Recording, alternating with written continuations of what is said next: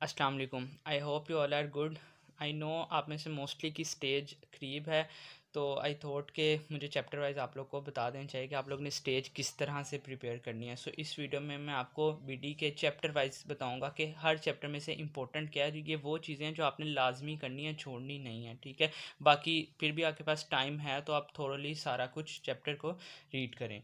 तो आइए स्टार्ट करते हैं। सबसे पहले चैप्टर 2 से हम स्टार्ट करेंगे, बीडी के जो है बोन्स का चैप्टर, ठीक है। बोन्स वैसे तो सुनी जाती हैं फिजिकल वाइवा में, यानी जब आपका ऑन कैंपस वाइवा हो, ठीक है।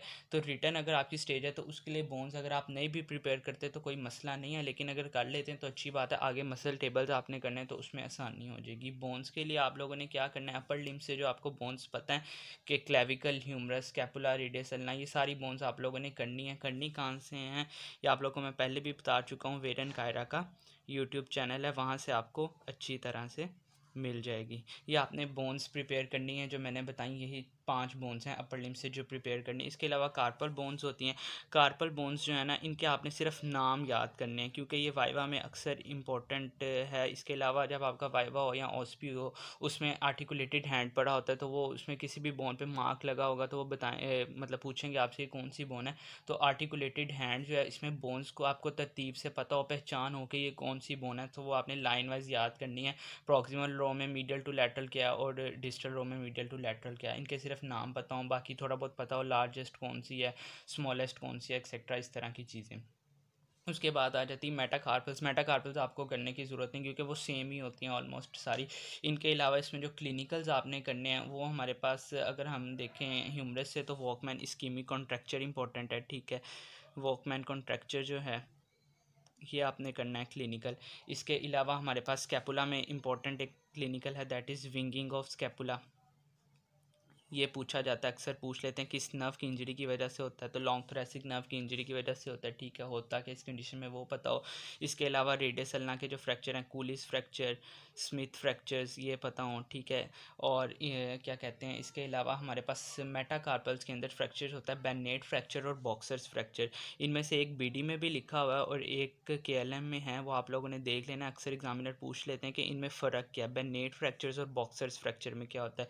तो ये आप लोग याद रखें। बेनेट फ्रैक्चर जो होता है ना, बेसिकली फर्स्ट मेटाकार्पल का फ्रैक्चर हो जाता है इसमें, और ये जो बॉक्सर्स फ्रैक्चर है ये फिफ्थ मेटाकार्पल का फ्रैक्चर हो जाता है। ये बॉक्सर्स के अंदर कॉमन होता है, इसलिए हम इसको बॉक्सर्स फ्रैक्चर कहते हैं। तो ये चीज़ें आपको बोन्स में से पता हों, ठीक है।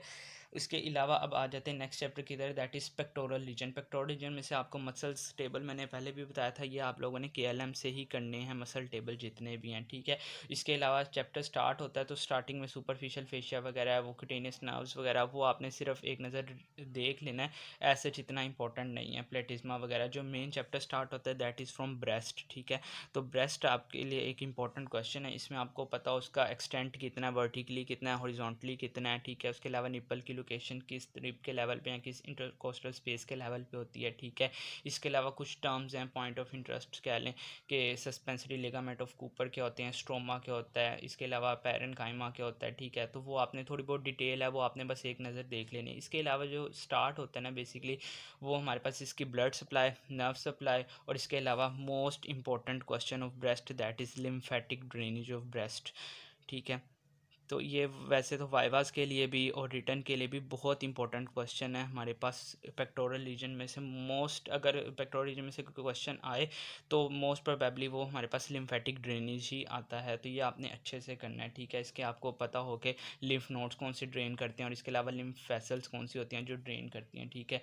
वो आपको सारा पता हो लिम्फेटिक ड्रेनेज के बाद। इसके अलावा इसमें जो इंपॉर्टेंट है वो हमारे पास ब्रेस्ट के clinicals, these are very important. Clinicals में भी जो ज़्यादा इंपॉर्टेंट है वो हमारे पास प्यूडी और इंज अपेयरेंस पूछ लेता है कि वो क्या होता है, ठीक है। इसके अलावा रूट्स ऑफ मेटास्टेसिस होते हैं, यानी ब्रेस्ट कार्सिनोमा का पेशेंट है तो आपके पास किन रूट से, मतलब एक ब्रेस्ट से दूसरे ब्रेस्ट में कैंसर जा सकता है। इसके अलावा वो हमारे पास लीवर के अंदर किस तरह से जा सकता है, ठीक है। वर्टिब्रल कॉलम में किस तरह से जा सकता है। तो वो 3-4 पॉइंट्स हैं बीडी के अंदर ही आप के लिखे हुए हैं। Root of metastasis of cancer, ये पास्ट पेपर्स का क्वेश्चन भी है यूएचएस का, तो ये आपने अच्छे से करना है, ठीक है। इसके बाद अगर आ जाएँ फर्दर आगे आ जाएँ तो हमारे पास क्लेवी पेक्टोरल फेशिया, बहुत इंपॉर्टेंट क्वेश्चन है। इसके कंटेंट खास तौर पे एमसीक्यूज़ में, ठीक है। बाकी आपने अटैचमेंट्स भी इसकी करनी है, SCQ आपका बन सकता है, इंपॉर्टेंट है ये भी। क्लेवी पेक्टोरल फेशिया, ये वो हैं जो आपने लाजमी करना है इसमें से, ठीक है। इसके अलावा एक सिंड्रोम इधर BD में तो नहीं लिखा हुआ, ये मैं आपको साथ साथ KLM के क्लिनिकल्स भी बता रहा हूँ जो आपने कम से कम अभी के लिए तो करने हैं। पोलैंड्स सिंड्रोम, ठीक है, ये वैसे आपकी एम्ब्रियो में भी है, लेकिन ये आपको यहाँ पर भी पूछते हैं कि पोलैंड सिंड्रोम क्या होता है। बेसिकली इसमें होता क्या है, हमारे पास पेशेंट के अंदर पेक्टोरलिस मेजर और माइनर दोनों मसल्स की एब्सेंस हो जाती है, और जो निपल्स होते हैं वो यूजुअल लेवल से इन्फीरियरली लाया करते हैं। तो मोस्टली जो MCQs में पूछते हैं वो इसी तरह से पूछते हैं कि हमारे पास इसमें किस मसल की एब्सेंस होती है, तो both pectoralis major and minor muscles की एब्सेंस होती है, ठीक है। तो ये पोलैंड सिंड्रोम देख लेना। नेक्स्ट अगर हम आ जाएँ तो नेक्स्ट हमारे पास है एक्जिला। एक्जिला में अब हमारे पास जो इंपॉर्टेंट है, जो मतलब वैसे वाइवास के लिए इंपॉर्टेंट है, बाउंड्रीज और इसकी कंटेंट्स वो पूछ लेता है आपसे, वो आपने एक नज़र देख लेना है। एज सच इतना इंपॉर्टेंट SCQ नहीं है, ठीक है। इसके अलावा जो ज़्यादा इंपॉर्टेंट है दैट इज़ एक्सिलरी आर्टरी की ब्रांचेस, वाइवा के लिए हमसे पूछ लेते हैं, ठीक है। एक्सिलरी आर्टरी की ब्रांचेस, कौन से पार्ट से कौन कौन सी ब्रांचेस निकलती, ब्रांचेस के आपने नाम ही सिर्फ करने हैं। रिलेशंस एज सच इतने इंपॉर्टेंट, रिलेशंस वैसे फर्स्ट ईयर के लिए इतने इंपॉर्टेंट है भी नहीं है, लेकिन ये एक ही रिलेशन है जो हम पूरे अपर लोअर लिम्ब में से करते हैं, दैट इज़ एक्सिलरी आर्टरी के रिलेशन। वो भी हमारे पास सेकंड पार्ट के एक दफ़ा आए हुए हैं पास्ट पेपर में, तो ये हम देख लेते हैं। एक्सिलरी आर्टरी के सेकंड पार्ट के आप लोगों ने कर लेना है, बाकी इतने इंपॉर्टेंट नहीं है, ठीक है। इसके अलावा फर्दर आगे अगर हम चलें तो ब्रेकियल प्लेक्सिस ड्रा करने के लिए आप लोग को आता है, ठीक है। और जहाँ तक वाइवा की बात है तो ड्रा तो आप लोग से करने के लिए आते हैं, बाकी इसके जो क्लिनिकल्स हैं वो हमारे पास रिटर्न और वाइवा के लिए बहुत इंपॉर्टेंट है। आर्ब्स पैरालिसिस क्या होता है, ठीक है। इसके अलावा क्लम्पकीज पैरालिसिस क्या होता है, ये तो बहुत इंपॉर्टेंट क्लिनिकल्स हैं। MCQs बन सकता है, SCQ बन सकता है, सिनेरियो बेस्ड किसी तरह भी आ सकते हैं। तो ये जो क्लिनिकल्स हैं ना इस चैप्टर में से, ये मोस्ट इंपॉर्टेंट क्वेश्चन है, ये आपने लाजमी अच्छे से करना है, ठीक है। इसके अलावा एक और क्लिनिकल है इसका ब्रेकियल प्लेक्सिस का, जो कि BD में नहीं लिखा, that is back peckers policy, ठीक है। तो बैक पैकर्स पॉलिसी बेसिकली क्या होती है, हमारे पास इसको हम हाइकर्स पॉलिसी भी कहते हैं। ये जो हमारे पास हाइकर्स होते हैं ना, तो वो अपना बड़ा सा बैग अपने ये कमर पे उन्होंने बांधा होता है, तो उनमें हमारे पास ब्रेकियल प्लेक्सिस की इंजरी हो जाती है, जिसको हम बैक पैकर्स पॉलिसी कहते हैं। Superior trunk of brachial plexus की इंजरी होती है, तो ये भी आपने एक नज़र देख लेनी क्या होती है, KLM में आपको मिल जाएगा, ठीक है। नेक्स्ट आ जाए अगर हम फर्दर आ गए तो हमारे पास बैक आ जाता है। बैक में हमारे पास जो मसल टेबल है, यहाँ आपने मसल टेबल तो अगेन KLM से ही करने, क्योंकि इनमें नाम चेंज हैं। अब BD में इधर लिखा होगा कि muscles connecting the upper limb with the vertebral column, KLM में हम देखेंगे तो उसने हेडिंग चेंज किया, intrinsic shoulder muscle, extrinsic shoulder muscle, फिर उसमें आप ऊपर से उसने सुपरफिशियल ग्रुप बनाए होंगे, डीप ग्रुप बनाए होंगे, तो पेपर्स में इसी तरह से आते हैं, इसलिए हमने मसल टेबल अभी से ही KLM से करने हैं। अगर आपको फिर भी शौक है आपने BD से ही करने, अगर आप कहते हैं कि एक ही बुक से करें तो कर सकते हैं, लेकिन वो बहुत एक्सटेंसिव लिखा है, इतना करने की ज़रूरत भी नहीं होती, और पेपर में फिर इतना टाइम भी नहीं होता कि आप A to Z वो सारा BD वाला लिखें, ठीक है।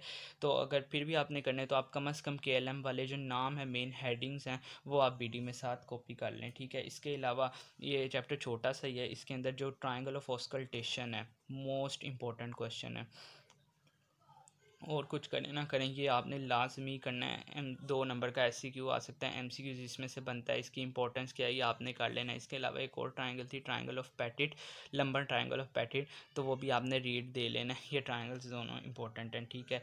ऑस्कल्टेशन की ट्रायंगल जो है वो आपने अच्छे से करनी है, ठीक है। नेक्स्ट अगर हम फर्दर मूव ऑन करें तो हमारे पास आ जाता है स्कैपुलर रीजन, ठीक है।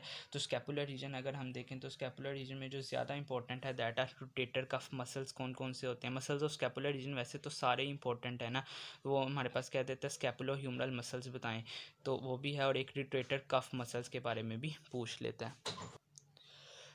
अब इसमें जो रीसेंट प्रूफ हुआ है फाइनल, उसमें भी आया था रोटेटर कफ मसल्स, उसने पूछा हुआ था कि रोटेटर कफ मसल्स में कौन से 4 कंपोनेंट्स होते हैं, तो वो आपको पता हो, सुप्रास्पाइनेटस, इंफ्रास्पाइनेटस, टीरिस माइनर, और हमारे पास सबस्कैपुलरिस। टीरिस माइनर होता है, मेजर इसमें नहीं होता, ये MCQs भी आ जाता है, ठीक है। इसके अलावा इनकी नर्व सप्लाई एक्शंस आपने अच्छे से करने हैं, ठीक है।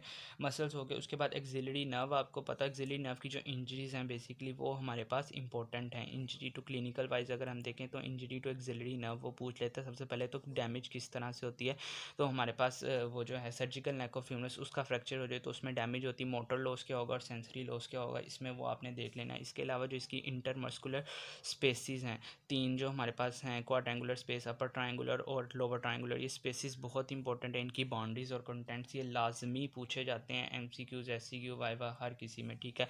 एनास्टोमोसिस अराउंड स्कैपुला, इसके बाद इसका एक इम्पॉर्टेंट क्वेश्चन है। तो इस चैप्टर में से ये हमारे पास एनास्टोमोसिस अराउंड स्कैपुला, ये क्वेश्चंस आप लोगों ने लाजमी करने हैं, ठीक है। इनमें से कुछ भी नहीं छोड़ना। अगर किसी के पास टाइम थोड़ा है तो वो कम से कम ये लाजमी करे, ठीक है।